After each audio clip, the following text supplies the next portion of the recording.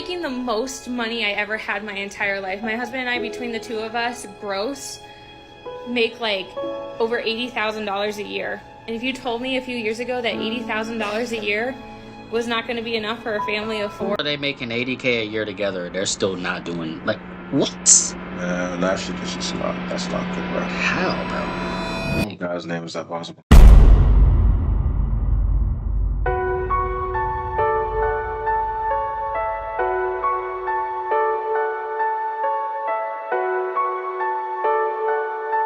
I don't know how any of you guys are going and going and going. I know you gotta be at the same level of mental health as me. Every day it's something new between the news and the stupid Biden and stupid Trump. And this country's, every day we're spending more and more money. None of us are getting ahead. The rich people are the ones that are fucking getting ahead. I'm tired of struggling. I've done everything I can. I'm trying to be a good man. They're trying to remove masculinity from American society. They don't want you to be a good man no more. They want you to be soft masculine is what they call it. They want you to be soft masculine. They want you to still act as a man, still perform as a man, but not rebel or not be defiant in any way. So they want you to be a cuck. There's no such thing as real masculinity in America anymore. Everything's already built. They don't really need real men in this society no more. So obviously the men in this society, their testosterone levels are gonna go down from here. Their manliness is gonna go down from here. There's nowhere left in America that can be built on. I mean, there are, but those areas are private or conserved or owned directly by the government. So now I'm not saying you can't still be a real masculine man in this country. You absolutely can, but I'm just saying, like, the country doesn't need that. The country doesn't want that. I take care of my daughter. I take care of my wife the best I can. I can't keep going. Every day it's something new. Then on top of that, as if you're not trying to spend money, you have to. Fucking everything's expensive. I own a painting company, I still can't fucking make it. It's crazy, bro. He has a whole company, still can't make it. Imagine any of that going on in any of these other non-so-called first world countries. Have a company you still can't. Third world? Yeah, third world as they call it, quote unquote. And you have a company, you can't even make it. How's that even? No other country on earth is probably like, for the exception of the US and maybe the UK, no other country on earth. And even in the UK and all these European countries, bro, their healthcare is completely free, bro. Like, they literally get like a month of retirement. Like, they get like a whole, we don't get no days at all of retirement. Or not retirement, fucking vacation. They get like a month of vacation, bro. We don't get vacation at all here, bro. Barely even want to give us 2 weeks. Like, we're just straight slaving. And in Europe, people wouldn't deal with that shit. That's why they don't want Americans looking outside of America. Because, like, when we look at the rest of the world, we'll be like, damn, like, look how free everyone else is compared to us, bro. Like, the fuck is going on? Like, these are the so-called third world countries they're talking about. These countries aren't third world, bro. These countries are good. The majority of countries in the world are straight. You'd be surprised how many countries in Africa are straight. You'd be surprised. I'm fucking trying, man. I can't look at my daughter and my wife and know I'm failing.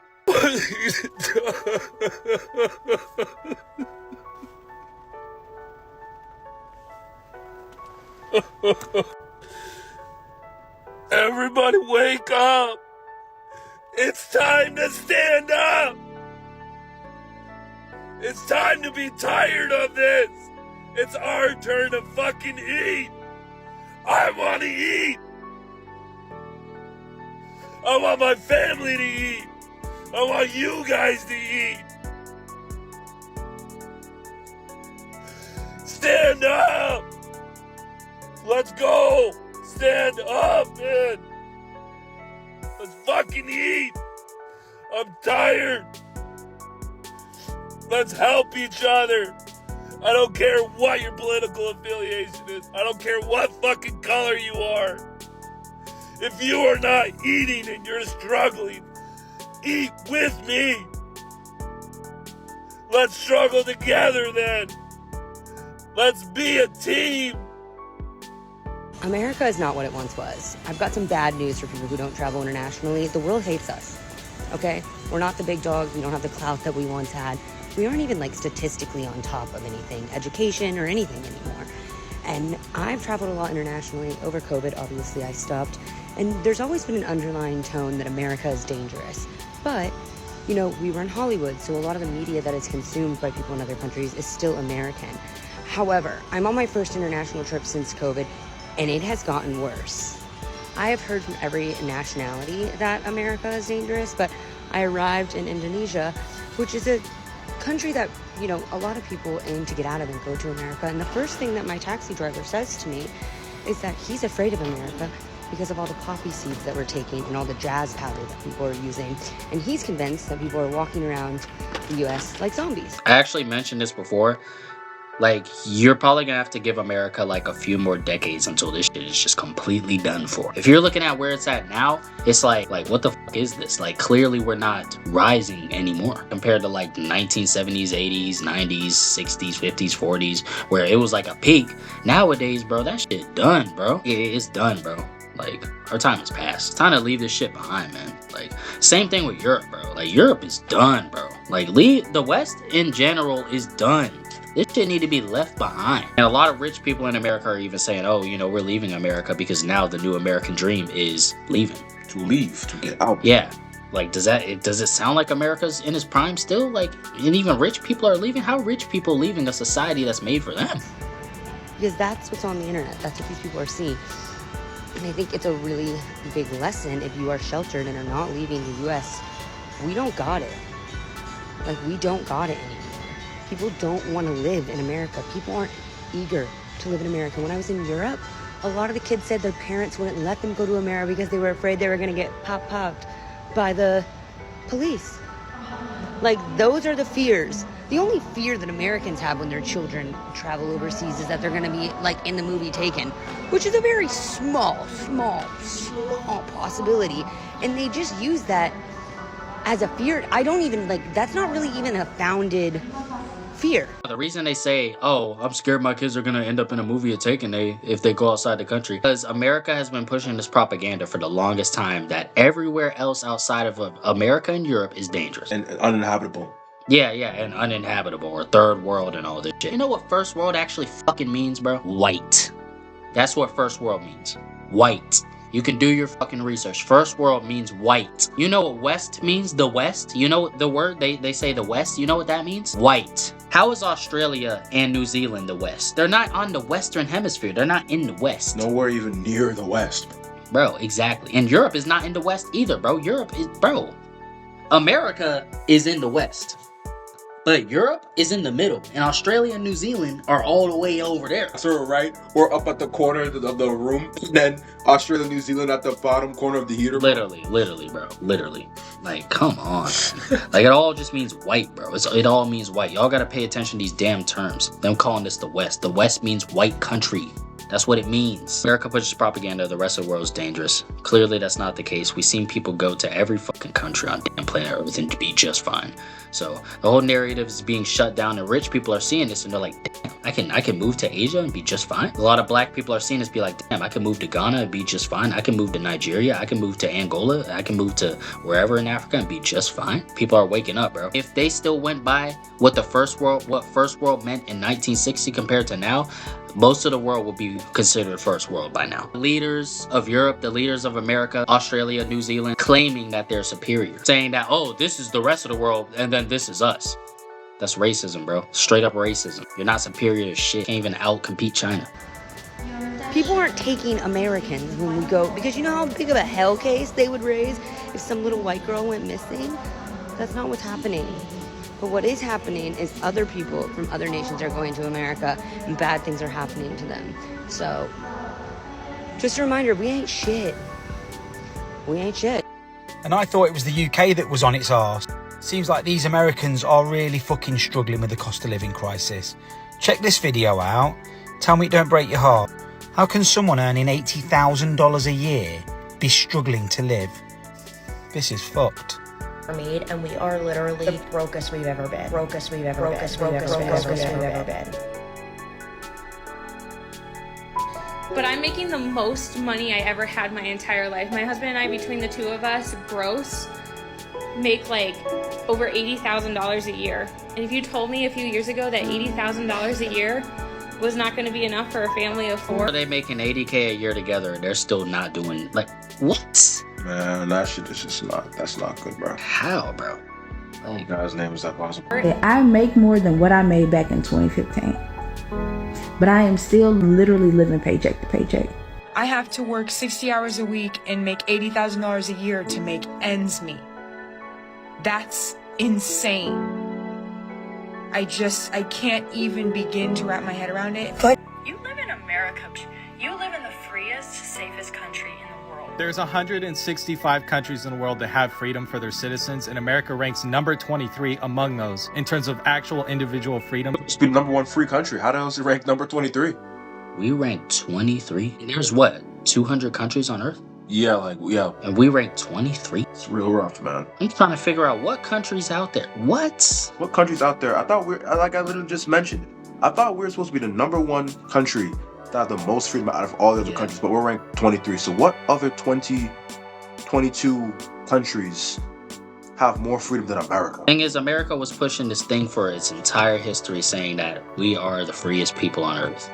It's like, clearly fucking not. Can't even fucking leave our jobs, dude, and not go broke. What type of freedom is that? Then we're fucking literally stuck down to a fucking vehicle. Debt. Like, debt is a huge thing. Debt is literally slavery, bro. Debt is slavery. There's no difference. Debt is slavery. They got rid of legacy slavery, which was people getting enslaved in order to get free labor. They got rid of that and then started doing debt slavery. Slavery never fucking ended, bro. Literally do the research, bro. The country was thriving after World War II, right? It was thriving after World War II. And then when all these soldiers came from Europe or came from Japan and all this shit, from fighting the fucking Nazis, fighting the Axis, whatever the hell, and came back here, all of the men wanted to have kids, wanted to get their wives, wanted to have families. So they were building massive amounts of houses, all of these houses. But when you get in these houses, like back then they were affordable, right? So they could just get bought off the bat. But over time, they started to make it so these houses were so expensive that you had to get a loan to get the house. You had to either get a loan or you had to pay rent for that home. One or the other. And that instantly puts you in debt. They literally made it normal for you to be in debt. They told you, yeah, get that house, but just know you're gonna have to pay it off over time. This is the complete price, and this is what you're gonna be paying per month. You're in debt slavery. Same thing with cars. You get a car that is fucking $40K, right? For $40K, right? Because a lot of people like to there are a few people, dumbasses, who like to get super expensive cars that cost that much. But you only have to pay like $200, $300 a month. Yeah, and then depending on the credit, where it's at, they could add like 25% interest on that. So that's really like you're paying $400, $500 a month. And then the insurance, you're fucked, dude. Yeah. Like you're absolutely fucked. They're gonna add interest to that shit too, considering the fact that you're not paying it off in full. Exactly. But you're paying it off month by month. That's what they did to me with my car insurance. Originally, I was paying like what, $220, $222, and then they had me paying $230, $234, and like that like took out like even bigger chunk of my money. I'm just like, bro. Exactly. So as soon as you get into that car, you are instantly in debt. Then you get the house, even deeper in debt. College, even deeper in debt. Yeah. Just collect debt till you can't collect debt no more. Yeah, exactly. And then a lot of people finance phones too, deeper in debt. Yeah, people finance phones. Like the newest iPhones that come out and them bitches be 1K. You think people are spending 1K on the spot? No. Financing that bitch. Yeah, they're financing their phones. Absolutely insane fucking work. Just wow. Everything in your life is now a subscription. Do you even own anything? No, you don't. You don't own that house. You don't own that car. None of it's paid off. You don't own the house. You don't own the car. You don't own the phone. You don't own anything. The TV. You don't own the microwave. Yeah. You're fucking financing your entire goddamn life. Financing our couch, bro. That's why they don't teach you about finance at school. That's why.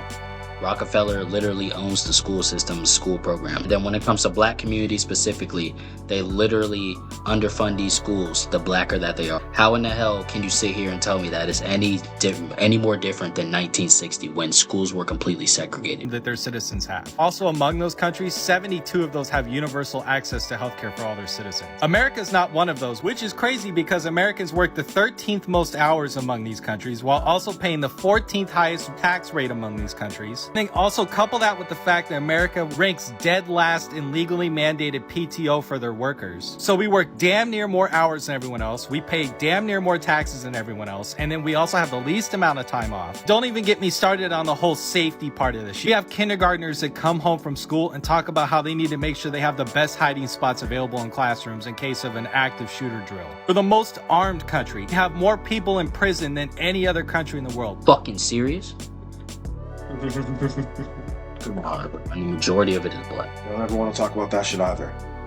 We have more prisoners than anywhere on earth, and the majority of prisoners are black. Someone please explain this shit to me. Why are they putting so many of our people in prison? And why have they been doing this for decades? And why do we have the most prisoners on planet Earth? Clearly, there's a cultural and social issue going on that people cannot address. Don't want to talk about it. Yeah, the reason they don't address it is because the second that these politicians, the second that the government addresses these issues, they lose money. That's why. That's what the fuck it is. That's exactly what the fuck it is. I'm not trying to turn this into America bashing. I promise you, I love this country. I love living in America. I do think we have the potential to be the best country on the planet. I'm just tired of the whole like, this is America, love it or leave it attitude, because that just leaves no room for improvement. We work hard enough and we pay enough in taxes to have a better quality of life than we do in America right now. That's okay to say while also appreciating the things that we have. Another one of the key identity points that we've lost in this country that I think is only going to get worse comes from the job market, right? Right now, we're in a job market crisis. People have jobs, people are working, so you can look at the employment rates and you can say, oh, these are up or these are steady.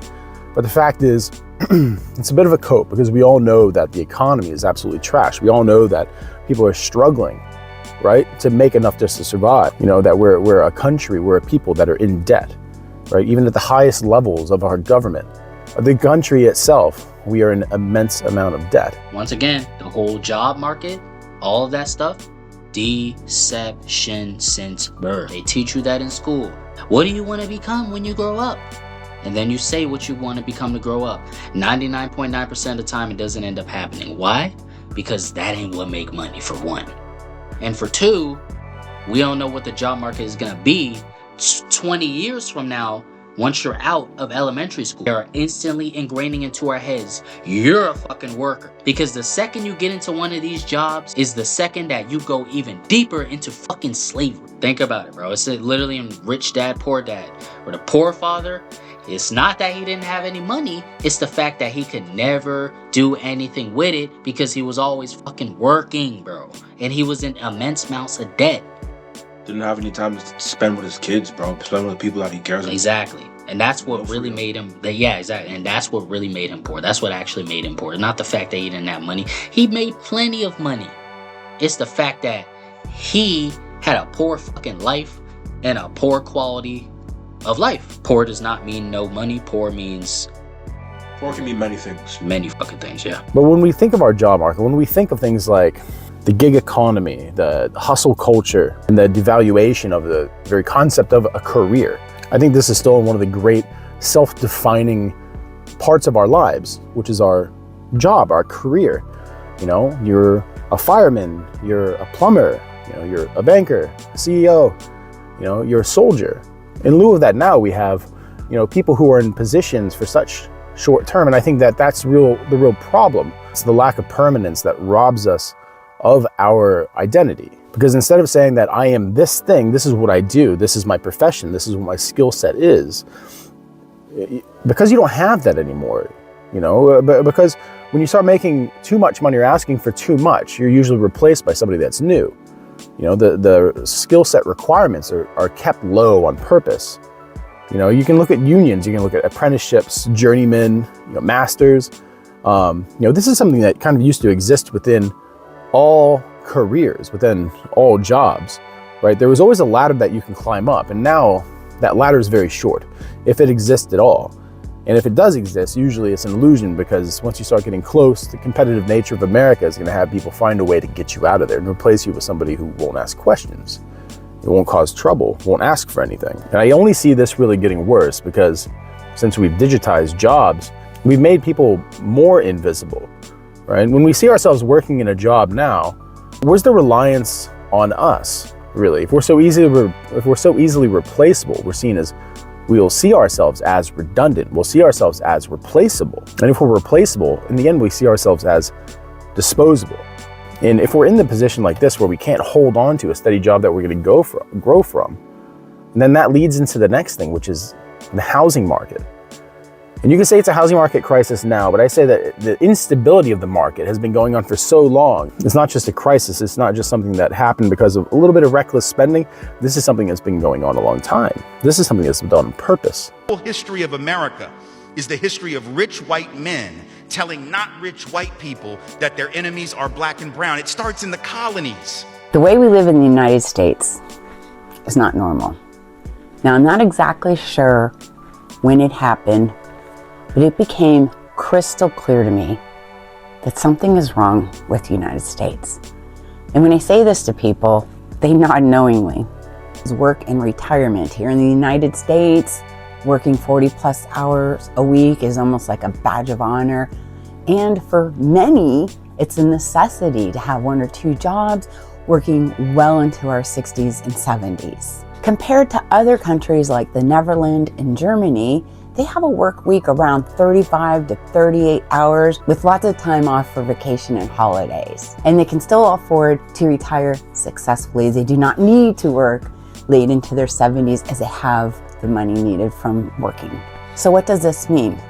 Well, statistics show it's a huge impact on our health and well-being, where versus the other countries that have the lower, more relaxed, stress-free work and retirement life, they have better balance in their life, they can enjoy it, and their well-being and health seems to be significantly better. So with the balanced work life, it means better family time, better health, and more active elderly seniors. Here in the United States, we have the work till you drop motto. Others have enjoy your golden years.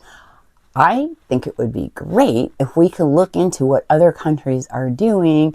So as we retire, we have plenty of finances, don't have to worry about a place to live or becoming homeless or relying on other family members, and have the health to enjoy these fun activities in our senior golden year.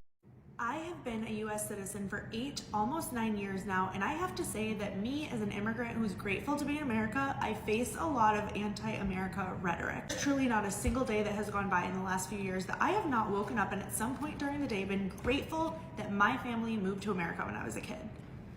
When I tell Americans this, like the regular Americans, when I tell real Americans this, they look at me like I'm crazy. They look at me like America is the worst place to be. They are just so ungrateful. I don't know, I just cannot believe at how I'm treated when I say that kind of stuff. Obviously, it's okay to admit that the United States of America has its issues and work towards fixing them. But why is there so much negativity? Somebody who in another universe could have potentially grown up in a third world country. I am so grateful to be in America, to have the opportunities that I have. I have done so much more with my life, I feel, than I could have ever done anywhere else.